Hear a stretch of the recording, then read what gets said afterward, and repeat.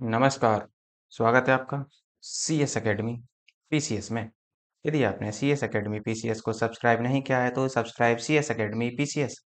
हम अपने यूपीपीएससी के तहत यूपीपीएससी के द्वारा ही जो आर ओ और ए आर ओ का एग्जाम कंडक्ट कराया जा रहा है या होने वाला है भविष्य में, क्योंकि इसके फार्म वर्तमान में आ चुके हैं। और यदि आपने फिल नहीं किया है तो आप फॉर्म भी इसका फिल कर सकते हैं, क्योंकि बिना फॉर्म भरे तो कुछ होगा भी नहीं। तो देखो, यहाँ से हम आज से आपकी जो हिस्ट्री की है, हिस्ट्री की जो मोस्ट एक्सपेक्टेड क्वेश्चन है, जिनकी संभावना बनी रहती है या जो कॉन्सेप्चुअल क्वेश्चन बनते हैं, और इसके साथ साथ प्लस फैक्चुअल क्वेश्चन जो बनते हैं, इन सभी का हम यहाँ पर एक तरीके से एनालिसिस करेंगे और इस श्रृंखला को आगे बढ़ाएंगे। देखो, ये जो श्रृंखला होगी, ये इसमें मैं आपको 20-20 क्वेश्चन की श्रृंखला लेके चलूंगा। और देखो, ये डेली तो नहीं आएगी, आपको ये ध्यान रखना थोड़ा सा। ये एक दिन के अंतराल पर आपको देखने को मिलेगी। जैसे आज मिलेगी तो उसके बाद में आपको एक दिन के बाद ही मिलेगी। तो देखो, ये जो लेक्चर होगा ये आपका पूरी तरीके से यूपीपीएससी में R O, A R O और एपीएस के लिए डेडिकेटेड होगा। हाँ, यदि आप नेट का भी पेपर देना चाहते हैं, वो भी हिस्ट्री से, तो ये उसके लिए बहुत ही ज्यादा यूजफुल होगा। तो इसी को ध्यान में रखते हुए ये इस प्रकार के क्वेश्चन यहाँ पर बनाए गए हैं। इसमें देखो, दोनों का मिश्रण मिलेगा आपको, कॉन्सेप्ट भी मिलेगा और प्लस आपका फैक्चुअल क्वेश्चन भी यहाँ पर देखने को मिलेंगे।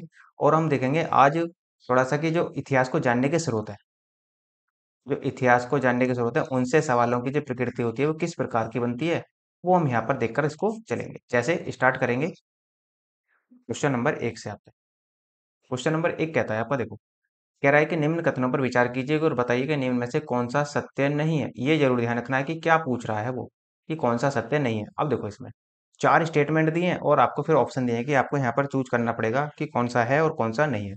तो ये कह रहा है कि बोगस गोई अभिलेख 2350 बीसी पूर्व का है। देखो, बोगस गोई कहाँ है? बोगस गोई जगह पड़ती है आपकी, एक तरीके से देखेंगे तो तुर्की में। जो बोगस गोई अभिलेख है ये तुर्की में मिला है, और तुर्की में भी तुर्की कहाँ है? तुर्की है आपका मध्य एशिया में। तो वर्तमान में तुर्की का नाम चेंज हो गया, उसने अपना नाम तुर्की कर लिया। तो ये जो अभिलेख है, बोगस गोई अभिलेख जो मिला है, ये अभिलेख 2350 बीसी पूर्व का नहीं है। ये अभिलेख जो है 1400 बीसी पूर्व का है। तो ये आपकी स्टेटमेंट पहली गलत हुई। अब आप देखो, इसमें किस तरीके से चूज करेंगे। जब आपको पता लग गया कि एक नहीं है और वो सत्य ही नहीं पूछ रहा, वो गलत ही पूछ रहा है आपसे, और इसका मतलब हमारा पहला ही जो है वो गलत है। तो इसमें कौन कौन से हो सकते हैं? देखो, दो और तीन, दो तीन चार तो हो ही नहीं सकते इसमें। और उसके बाद में आगे बढ़ेंगे तो एक तीन चार हो सकते हैं और सभी असत्य हैं, ये भी देखना पड़ेगा। अब देखो आगे, इस अभिलेख को संधि अभिलेख के नाम से भी जाना जाता है। हाँ जी, ये आपका ठीक है, क्योंकि इसमें जो है, इस अभिलेख में आप देखेंगे जो हित्ती है और मितानी है, हित्ती और मितानी, दो राजाओं के बीच संधि का विवरणन मिलता है।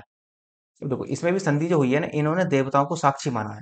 इन्हें कौन कौन से देवताओं को साक्षी माना? देखो, इस संधि के लिए इन राजाओं ने केवल इंद्र, मित्र को साक्षी माना। अब इसमें कंडीशन क्या बनी? देखो, इसमें कंडीशन ये बनी, जब ये जो संधि अभिलेख है, बोगजगोई अभिलेख हेत्ती और मितानी के बीच हुआ था, तो इन्होंने चार देवताओं को साक्षी माना था: इंद्र, मित्र, नासत्य और आपका एक और होंगे आपके वरुण। इन लोगों को, इन देवताओं को इन्होंने साक्षी माना था। अब देखो, इसने क्या लिखा है यहाँ पर? केवल। यदि ये केवल ना होता तो आपका ये स्टेटमेंट सही हो जाती, लेकिन इसने केवल लिखा है। केवल यही दो नहीं थे, दो और भी थे, इसका मतलब चार थे, तो ये भी स्टेटमेंट आपकी गलत थी। अब देखो, तीसरी स्टेटमेंट देखो, इस अभिलेख में हित्ती, समत्ती और मितानी नामक तीन राजाओं के बीच संधि का वर्णन है। तो संधि जो हुई है वो दो राजाओं के बीच हुई है, हित्ती और मितानी। तो ये भी आपकी स्टेटमेंट गलत हुई। इसका मतलब स्टेटमेंट कितनी गलत है आपकी? एक स्टेटमेंट भी गलत, दो सही है आपकी, तीसरी भी गलत और चौथी भी गलत। तो एक तीन चार इसका आंसर होगा। तो आंसर जो बनेगा वो आपका आंसर सी बनेगा। इस प्रकार से सोचेंगे सवालों को। नेक्स्ट आपका क्वेश्चन नंबर 2 कह रहा है कि निम्न कथनों में कौन सा सत्य है। अब देखो, इसमें कौन सा सत्य होगा ये आपको यहाँ पर देखना है। इसमें आप सत्य निकाल सकते हैं। जैसे कह रहा है कि चंद्रगुप्त मौर्य का पिपर हवा अभिलेख जो है वो कहाँ से मिला है? उत्तर प्रदेश के बस्ती जिले से मिला है, जबकि साहगोरा अभिलेख प्रयागराज से मिला है। ये स्टेटमेंट पहली। अब वो सत्य ही पूछ रहा है, ध्यान रखेंगे थोड़ा सा। अब देखो, पेपर हवा अभिलेख कलश, जबकि शाहगौरा ताम्रपत्र जो है वो शाहगौर जो है वो ताम्रपत्र अभिलेख है। इसका मतलब क्या हुआ? इसमें देखो, ये पूछ रहा है कि कौन सा इसमें स्टेटमेंट सही है। अब इसमें कौन सी सही होगी ये आपको देखना पड़ेगा यहाँ पर। जैसे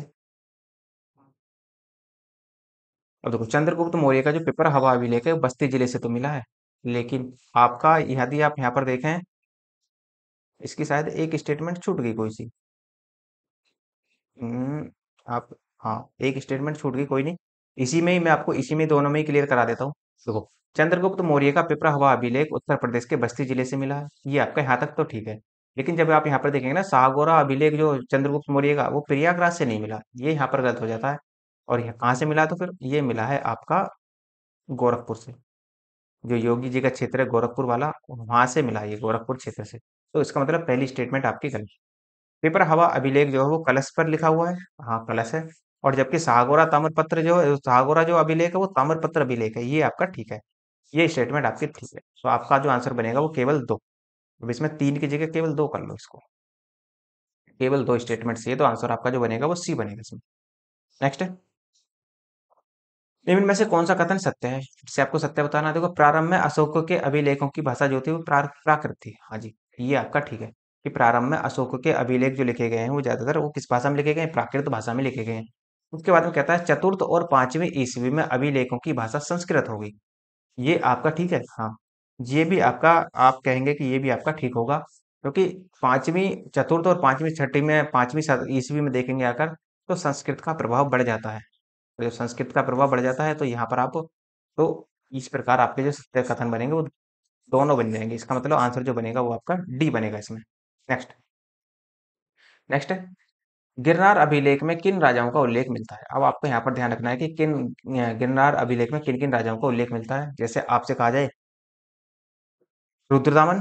देखो, रुद्रदामन का गिरनार अभिलेख है, रुद्रदामन के द्वारा ही लिखवाया गया था। संस्कृत का पहला लिखित अभिलेख है ये, जो प्राप्त हुआ है हमें, संस्कृत का पहला प्राप्त अभिलेख है ये। स्कंदगुप्त का भी मिलता है, क्योंकि इसी ने यहाँ पर जो रुद्र गिरनार में ही इसी ने झील का पुनरुद्धार करवाया था। कौन सी झील का? जो जो आपकी अशोक के द्वारा बनवाई गई थी। अशोक के द्वारा ही लिपि यहाँ पर एक झील बनवाई गई थी गिरनार में, और इसी का ही यहाँ पर इन्होंने निर्माण करवाया था। कौन सी झील थी वो झील थी सुदर्शन झील। इसका मतलब रुद्र गिरनार अभिलेख से रुद्रदामन का भी संबंध है, स्कंदगुप्त का भी और अशोक का भी। तो तीनों का यहाँ पर आपको संबंध मिलेगा। तो देखो, जो सुदर्शन झील ही, उसका निर्माण किसने करवाया था? उसका निर्माण करवाया था चंद्रगुप्त मौर्य। चंद्रगुप्त मौर्य का गवर्नर था पुष्यगुप्त वैश्य। पुष्यगुप्त, पूरी स्टेटमेंट आप थोड़ी ध्यान रखना, पुष्यगुप्त वैश्य ने करवाया, इसका तो निर्माण करवाया था। ये आप थोड़ा सा ध्यान रखेंगे। और इसकी जो पुनरुद्धार करवाया था इसका, ये अशोक का गवर्नर था। फिर बाद में आकर अशोक का गवर्नर था तुषास, इसने इसका पुनरुद्धार करवाया। उसके बाद में, अशोक के बाद में आता है रुद्रदामन, और रुद्रदामन का गवर्नर था सुविशाख।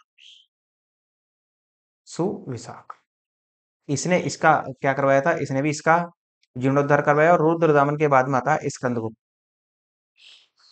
और स्कंदगुप्त ने भी सुदर्शन झील का, स्कंदगुप्त के गवर्नर प्रणदत्त था, स्कंदगुप्त का गवर्नर प्रणदत्त था, इसी ने इसका पुनरुद्धार करवाया था। तो इसका मतलब चंद्रगुप्त मौर्य का भी संबंध है, अशोक का भी, रुद्रदामन का भी, और स्कंदगुप्त का। और इनसे भी पूछ ले, गवर्नर से पूछ ले, तो कोई अतिशयोक्ति नहीं होगी।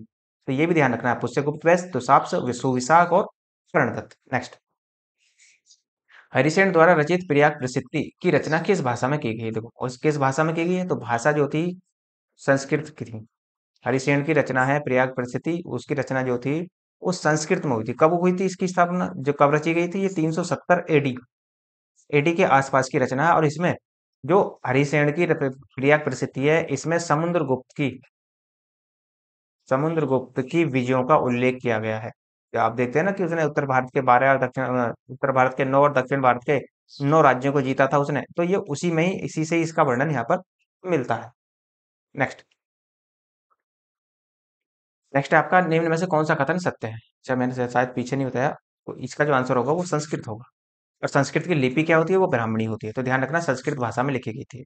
नेक्स्ट, कौन सा कथन सत्य है? फिर से आपको सत्य बताना। देखो, अशोक के सर्वाधिक अभिलेख ब्राह्मणी लिपि में लिखे गए हैं। देखो, ब्राह्मणी लिपि में लिखे गए हैं अशोक के सर्वाधिक अभिलेख। हाँ जी, आप ये कह सकते हैं कि अशोक के सर्वाधिक अभिलेख ब्राह्मणी लिपि में लिखे गए। और ब्राह्मणी लिपि दाएं से बाएं ओर लिखी जाती थी, जबकि खरोष्ठी लिपि बाएं से दाएं ओर लिखी जाती थी। तो इसका मतलब क्या है? देखो, ब्राह्मणी लिपि जो थी, दूसरी स्टेटमेंट आपकी गलत हो जाती है। क्यों? क्योंकि ब्राह्मणी लिपि जो थी वो दाएं से बाएं नहीं, बाएं से दाएं लिखी जाती थी, बाएं से दाएं। और जबकि जो खरोष्ठी लिपि थी, ये आपकी दाएं से बाएं लिखी जाती थी, दाएं से बाएं। ये इस तरीके से आपकी लिखी जाती थी। तो पहली स्टेटमेंट गलत, दूसरी स्टेटमेंट तो गलत आपकी, और पहली सही है। कह रहा है मानसेरा और शाहबाजगढ़ी की लिपि जो है वो ब्राह्मणी है। तो मानसेरा और शहबाजगढ़ी की जो लिपि है वो क्या ब्राह्मणी लिपि में है? नहीं, ये जो दोनों दोनों के दोनों जो है, ये मानसेरा और शहबाजगढ़ी जो है, ये इन दोनों की जो रचना हुई है वो आपकी खरोष्ठी लिपि में हुई है, जो दाएं से बाएं लिखी जाती है, खरोष्ठी लिपि। तो इसका मतलब ये भी गलत हुआ। पूछ रहा है सत्य कौन सा, तो केवल कथन आपका एक सत्य, बी आंसर इसमें लगेगा।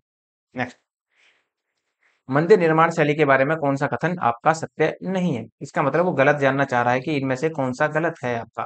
तो देखो कौन सा गलत होगा। देखो, बेसर शैली को चालुक्य शैली के नाम से भी जाना जाता है। क्या ऐसा है? हाँ। देखो, बेसर शैली जो है एक मिश्रित शैली है, तो बेसर शैली को हम चालुक्य शैली के नाम से भी जानते हैं। ये आपका कथन, ये तो सही है। वो पूछ रहा है गलत कौन सा, तो ये तो आपका सही है। बेसर शैली एक मूल शैली की श्रेणी में आती है, नहीं। देखो, बेसर शैली जो है वो मूल श्रेणी नहीं है आपकी, ये थोड़ा सा ध्यान रखेंगे। तो जब आपकी बेसर शैली मूल श्रेणी नहीं है तो कौन सी श्रेणी है? तो ये एक मिश्रित श्रेणी है, मिश्रित श्रेणी में ही आती है। और बेसर शैली को ही हम चालुक्य शैली भी कहते हैं, इसी को ही हम सोलंकी शैली भी कहते हैं, और जो इसी को ही हम दक्षिणापथ के मंदिर के नाम से भी इसी को ही जानते हैं। तो आपका आंसर जो बनेगा वो बी। बाकी और देख सकते हैं। पल्लव वंश में महेंद्र वर्मन प्रथम के समय में केवल मंडप मंदिरों का निर्माण हुआ, ये ठीक है आपका। और नरसिंह वर्मन के समय में मंडप और रथ मंदिर दोनों का निर्माण हुआ था, ये भी आपका ठीक है। तो आंसर क्या बनेगा आपका? बी इसमें आंसर होगा। नेक्स्ट, मूर्ति निर्माण शैली के बारे में कौन सा कथन सत्य नहीं है? अब देखो कौन सा सत्य नहीं है, फिर से आपको यहाँ पर देखना है। यदि आप मूर्ति निर्माण में देखें तो गांधार शैली पर सर्वाधिक प्रभाव कुषाण और शकों का रहा। देखो, गांधार शैली जो है मूर्ति निर्माण में, उस पर सर्वाधिक जो प्रभाव रहा कुषाण और शकों का रहा था, ये आपका ठीक है। फिर कह रहा है मथुरा शैली पर सर्वाधिक प्रभाव कुषाणों और गुप्तों का रहा, ये भी आपका ठीक है। अमरावती शैली पर सर्वाधिक प्रभाव जो पड़ा वो सातवाहन और इक्ष्वाकु वंशों का रहा, ये भी आपका ठीक है। सारनाथ शैली पर सर्वाधिक प्रभाव मौर्यों का रहा। देखो, सारनाथ शैली पर सर्वाधिक प्रभाव मौर्यों का नहीं रहा, तो फिर किसका रहा? तो यहाँ पर गुप्तों का रहा। सारनाथ शैली पर सर्वाधिक प्रभाव जो पड़ा था वो गुप्तों का था। नेक्स्ट, किस काल में चित्रित धूसर मृदभांड का प्रयोग हुआ है? देखो, किस काल में हुआ है, तो यहाँ पर यदि आप देखेंगे, जो ये मृदभांड से संबंधित सवाल इसने उठाया है, तो इस काल में जो आप देखेंगे, जो उत्तर वैदिक काल है आपका, उत्तर वैदिक काल में आपका चित्रित धूसर मृदभांड का प्रयोग हुआ था। तो आपका जो आंसर बनेगा वो उत्तर वैदिक काल बनेगा। अब देखो, यदि मैं आपसे कहूँ कि नवपाषाण काल में, नवपाषाण काल में जो प्रयोग हुआ है वो उत्तम मृदभांड का प्रयोग हुआ था।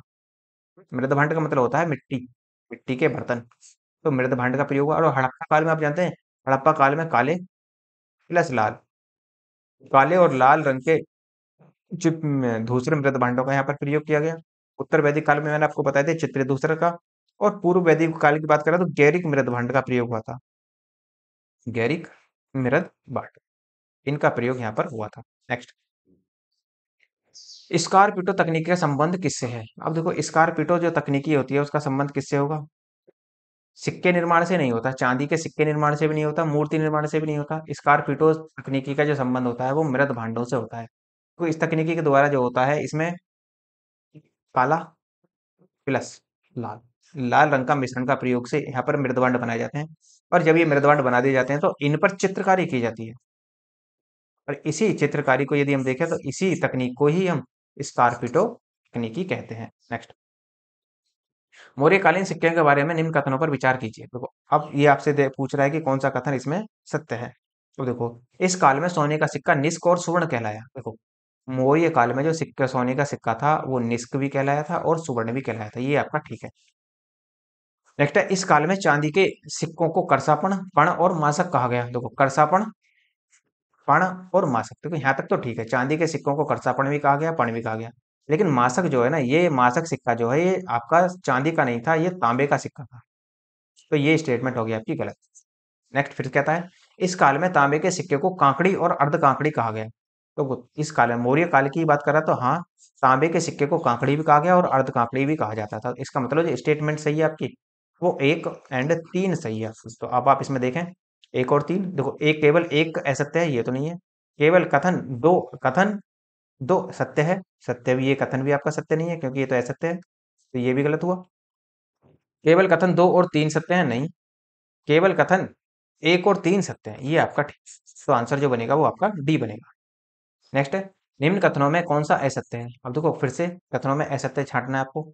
यदि आपसे कहा जाए कि मौर्योत्तर काल में सोने का सिक्का पल कहलाया था, देखो, मौर्योत्तर काल में सोने का जो सिक्का था वो पल कहलाया था, यस। ध्यान रखना, मौर्य काल में निष्क और सुवर्ण था सोने का सिक्का, लेकिन यहाँ पर यदि आप मौर्योत्तर काल में आएंगे तो स्वर्ण और निष्क के साथ साथ पल्लवी सोने का सिक्का भी देखने को मिला। नेक्स्ट, मौर्य काल में तांबे का सिक्का मासक कहलाया, ये आपका ठीक है। पीछे ही मैंने आपको बताया था कि मौर्य काल में 3 प्रकार के तांबे के सिक्के चले थे, एक तो मासक, दूसरा था कांकड़ी, और तीसरा था अर्ध कांकड़ी, अर्ध कांकड़ी। ये आपके 3 सिक्के चले थे, तो ये तो आपका ठीक होगा। नेक्स्ट फिर कह रहा है वो आपसे, गुप्तकालीन चांदी का सिक्का दिनार कहलाया, नहीं, गुप्तकालीन चांदी का सिक्का दिनार नहीं था, ये सोने का सिक्का दिनार था। तो इसका मतलब क्या है, इसका मतलब आपका सी आंसर असत्य है। नेक्स्ट, करसापण सिक्का मूलतः किस धातु का बना था? देखो जो करसापण सिक्का था, इसको इसको हम क्या कहते हैं, ये जो सिक्का था वो पहला सिक्का देखने को मिलता है आपको, तो इसका जो निर्माण हुआ था इस सिक्के का, वो चांदी से हुआ था, सोने से हुआ था, तांबे से और लोहे से। अब आपसे इनमें से ही छांट के आपको बताना है कि इनमें से किसका हुआ था। देखो, चांदी से होता था इसका निर्माण, और इसका निर्माण होता था एक तांबे से, तो दोनों से होता था, तो 1 और 3 इसमें सही होगा, तो 1 और 3, एक में ही आपका ए ही ऑप्शन इसमें लग जाएगा। तो करसापण जो सिक्का होता था वो एक तरीके से ध्यान रखेंगे कि पूरी तरीके से किस तरह का सिक्का था वो, इसको हम आहत सिक्के भी कहते हैं। आहत का मतलब होता है जिस पर हम चोट मारकर मोहर लगाई जाती थी, उसी को हम आहत सिक्का कहते थे। नेक्स्ट, निम्नलिखित में से कौन सुमेलित नहीं है? अब देखो, इसमें ये पूछ रहा है कि प्रथम मंडल की रचना किसने की, तृतीय मंडल की रचना किसने की, और चतुर्थ मंडल की रचना किसने, उसी प्रकार छठवें मंडल की रचना किसने की थी, इसमें आपको ध्यान रखना है। तो प्रथम मंडल की रचना कण्व ऋषि ने की थी, ये आपका ठीक है। नेक्स्ट, फिर आप देखेंगे, आगे बढ़ेंगे इसमें, तृतीय मंडल की रचना गृहस्मंद ने की थी, नहीं, तृतीय मंडल की रचना जो की थी वो विश्वामित्र ने की थी, तो ये आपका गलत हो जाएगा। जो गृहस्मंद है ना, इन्होंने दूसरे मंडल की रचना की थी, लेकिन तृतीय मंडल की रचना विश्वामित्र ने यहाँ पर की थी, तो ये ध्यान रखना है। चतुर्थ मंडल की रचना वामदेव ने की थी, अब आपको आंसर तो मिल ही गया बी। और छठवें मंडल की रचना जो की थी भारद्वाज ने की थी। यदि आप देखें कि सातवें मंडल की रचना किसने की थी, तो वशिष्ठ ने की थी। आठवें मंडल की रचना को देखें तो आप देखेंगे यहाँ पर अंगिरस ने की थी, अंगिरस। और नौवें मंडल की रचना जो की थी वो सोम देवता ने की थी, ये ऐसा माना जाता है। नेक्स्ट, कौन सुमिलित नहीं है? अब देखो, ये वैदिक काल में जो नदियों के नाम थे पुराने, उनको पूछ रहा है कि नया नाम क्या है और पुराना नाम क्या है। ये पूछ रहा है कौन सा सुमिलित नहीं। गोमल को गोमती कहा जाता था वैदिक काल में, ये आपका ठीक है। गोमल को गोमती कहा जाता था। कुंभा को काबुल कहा जाता था, ये भी आपका ठीक है। फरोशनी को राबू कहा जाता था, ये भी ठीक है। शतुद्री को सरस्वती नहीं कहा जाता था, सतलज कहा जाता था। तो आंसर क्या बनेगा आपका, डी इसमें आपका आंसर बन जाएगा। जैसे आपसे मैं और भी आपको मैं बता सकता हूँ कि जैसे एक सुवास्तु नदी है, ये अफगानिस्तान की है, सुवास्तु नदी, इसको स्वात कहा जाता था। कुंभा को काबुल कहा जाता था, कुर्मू को कुर्रम कहा जाता था, और आप देखेंगे अस्कनी को चिनाब कहा जाता था। फिर आप देखेंगे व्यास को विपाशा कहा जाता था। नेक्स्ट,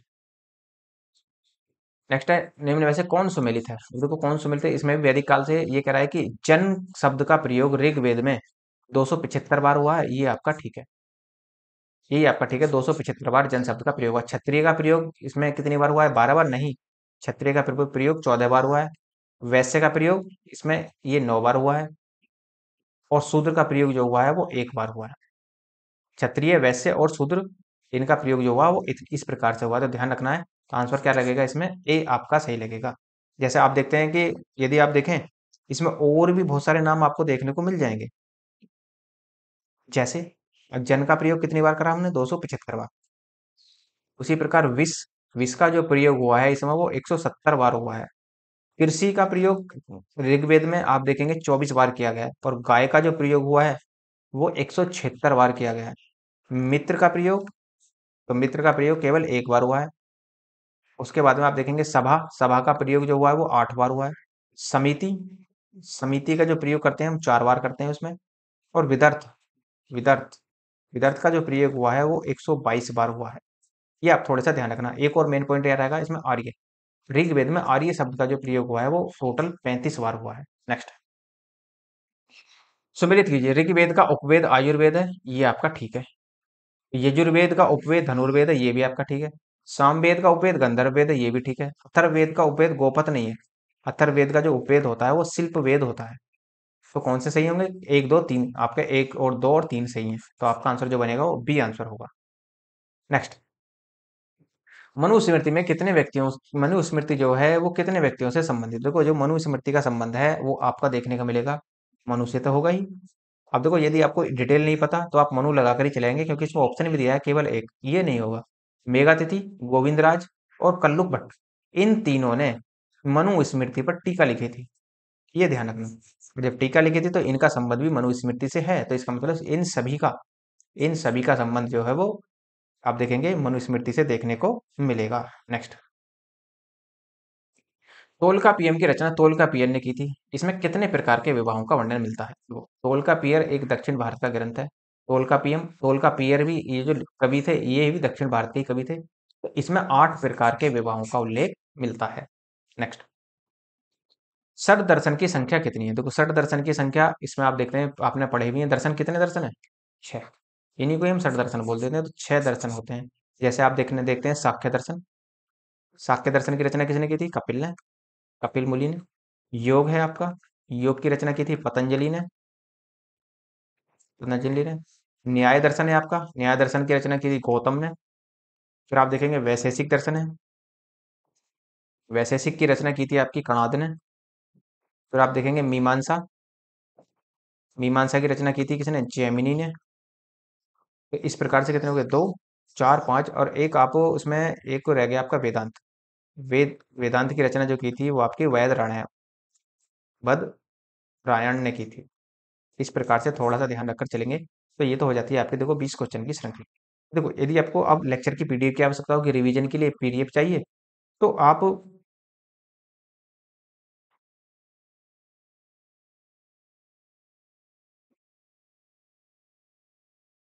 टेलीग्राम ज्वाइन कर लेना। टेलीग्राम का लिंक जो है वो आपको डिस्क्रिप्शन में मिल जाएगा। और यदि आपको कोई भी क्वेरी हो तो आप कमेंट के माध्यम से बता सकते हैं। कमेंट नहीं करना चाहते तो आप मेल के माध्यम से ही बता सकते हैं। मेल का लिंक भी आपको डिस्क्रिप्शन में मिल जाएगा। और यदि आपको किसी भी प्रकार के नोट्स की आवश्यकता हो, जैसे आप देखेंगे R O A R O के लिए, क्योंकि कोई नोट्स बनाने के लिए टाइम तो है नहीं आपके पास, तो इसलिए आप यदि आपको नोट्स की आवश्यकता हो, या फिर बीओ के लिए, यूपी पीसीएस के लिए, यूजीसी नेट में केवल हिस्ट्री के लिए, और हिंदी के नोट्स की आवश्यकता हो, तो आप मेल के माध्यम से बता सकते हैं। तो आपकी समस्या का समाधान वहाँ भी कर दिया जाएगा। और यदि आपको लगता है लेक्चर अच्छा है, लाइक कीजिए, शेयर कीजिए, सब्सक्राइब करना ना भूलें। धन्यवाद।